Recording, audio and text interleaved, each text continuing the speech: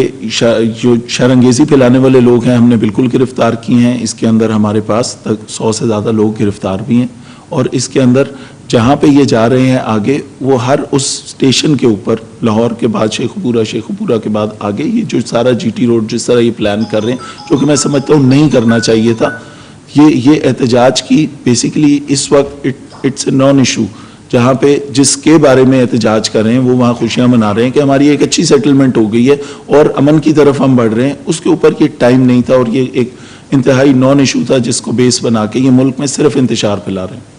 ان کے ساتھ ساتھ پہلے کوئی میٹنگز ہوئی ان کو سمجھانے کے لیے کہ آپ اس طرح کا احتجاج نہ کریں, جو حرکت کرنا ہے, تو اس کے بارے میں میٹنگز جو بہت ساری میٹنگز ہوئیں, دروازے کھلے رکھے نیگوسیشن کے کہ کوئی حل نکالا جائے ایسا جو پرامن ہو طریقے سے. یہ دیکھیں احتجاج کا رائٹ ریاست پاکستان نے ہر ایک کو دیا ہے, بالکل ہے, لیکن یہ آپ نے توڑ پھوڑ, یہ آج کی بات نہیں ہے, یہ اس سے پہلے یہ جتنی دفعہ نکلے ہیں یہ رستے میں آنے والی ہر چیز کو وینڈلائز کیا. عام آدمی کی آپ 15 کی کالیں چیک کر لیں کہ لوگوں سے چھینا جھپٹی کر رہے ہیں, جو رستے میں گزر رہا ہے اس کی یا گاڑیاں چھین رہے ہیں, موٹر سائیکل چھین رہے ہیں. شاہدرہ ٹاؤن تھانے کے اندر جو پولیس والے ڈیوٹی پہ باہر لا اینڈ آرڈر مینٹین کرنے کے لیے تھے, شاہدرہ ٹاؤن تھانے کے اندر ان کی موٹر سائیکلیں پارک تھیں, 18 موٹر سائیکلیں یہ وہاں سے چھین کے لے گئے. تو یہ باقاعدہ ڈکیتیوں کا ایک سلسلہ بھی ساتھ شروع کیا ہوا ہے انہوں نے, جس کے ہم سخت خلاف ہیں, اور اس کے اوپر کارروائی بھی اسی مطابق ہوگی.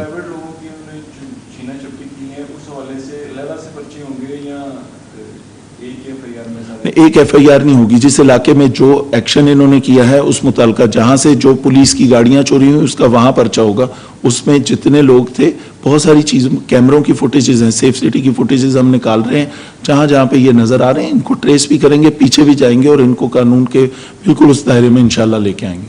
سر فیوچر میں اس طرح کے لوگوں سے نبٹنے کے لیے لاہے عمل آپ نے وہ کلیئر کیا ہو کہ اگر یہ دوبارہ اس طرح کرتے ہیں تو یہ انشاءاللہ اس کے اوپر کریک ڈاؤن جس طرح کا اس مرتبہ ہو رہا ہے, تو مجھے امید ہے کہ یہ ایک رستہ ہم نے ڈیفائن کر دیا کہ ریاست اس طرح کی کوئی جو پرتشدد کارروائی ہے وہ برداشت نہیں کرے گی, اور اس کے اوپر پوری طریقے سے حرکت میں آئے گی. تمام ریاستی ادارے ہم سب ساتھ کھڑے ہیں اس ملک کے امن کے لیے, اور انشاءاللہ آئندہ کسی کی جرت نہیں ہوگی اس طرح کا کام کریں. سیف سٹی اور اپنے ریسورسز کو یوز کر کے کیمروں میں جو لوگ آئیں گے اس کے آپ کے خیال میں کتنی دیر میں آپ ان کو اریسٹ کر لیں گے؟ یہ پروسیس ابھی سے شروع ہے. سیف سٹی کی فوٹیجز ہم نے لینا شروع کر دی, یہ سارا کام ابھی سے ہو رہا ہے. پرائیویٹ کیمراز ہم لے رہے ہیں, جہاں جہاں سیف سٹی کے کیمروں کو انہوں نے نقصان پہنچایا, تاریں کاٹتے رہے ہیں سیف سٹی کی, کیونکہ یہ ایسا کام کر رہے تھے کہ جو انہوں نے چھپانا تھا کہ یہاں سے کیمرے ڈسکنیکٹ کرنے, یہاں سے اس کی فیڈ نہ جائے. یہ غلط کام تھے تو ان کو چھپانا پڑ رہا تھا. اگر یہ پرتشدد نہ ہوتے, اگر یہ کام ٹھیک ہوتے تو شاید ان کو سیف سٹی کے تاریں نہ کاٹنی پڑتی. آپ کے خیال میں سر یہ پلان کر کے انہوں نے جو سیف سٹی کی بات کرنی ہے ساری آلریڈی ان کی پلاننگ کر کے انہوں نے یہ وعدے کیے ہیں؟ یہ بالکل اسی طرح, یہ سارا جہاں جہاں سے یہ گزرتے ہیں, جو ایسی کارروائی کرتے ہیں, انہیں پتا ہے کہ یہ کیمروں میں ریکارڈ ہوگی چیز, وہاں پہ انہوں نے کیمروں کو نقصان بھی پہنچایا. تو اس سارا ایکشن, سارا پرتشدد کارروائی, دیکھیں اپنے کارکن کو سنبھالنا پھر اس سیاسی اور مذہبی جماعت کا فرض ہے. اگر وہ آپ کے قابو میں نہیں ہے تو پھر آپ کو اس طرح کی کالیں بھی نہیں دینی چاہیے کہ جب آپ کو پتا ہے کہ آپ امن و امان قائم نہیں رکھ سکیں گے. تھینک یو جی. D I G operations Muhammad Faisal Kamran.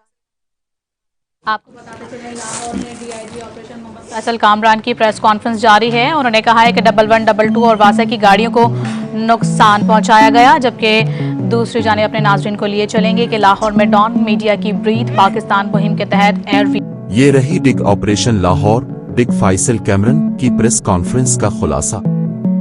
Press conference کا مقصد اوپس منظر لاہور میں ایک مذہبی سیاسی جماعت بتایا گیا کہ ٹی ایل پی کے احتجاج کے باعث حالات خراب ہوئے, جس میں پولیس اور مظاہرین کے درمیان جھڑپیں ہوئیں. اس آپریشن کا مقصد شہر میں امن و امان بحال کرنا, ریاست کی رٹ نافذ کرنا اور پولیس پر حملے روکنا تھا.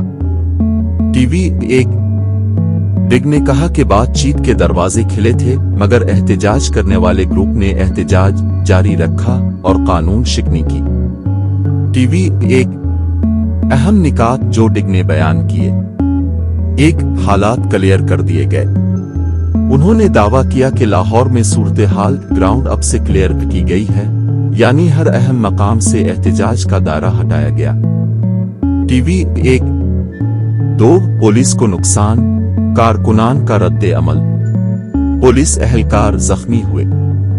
टीवी 1 कुछ पुलिस एहलकार लापता है।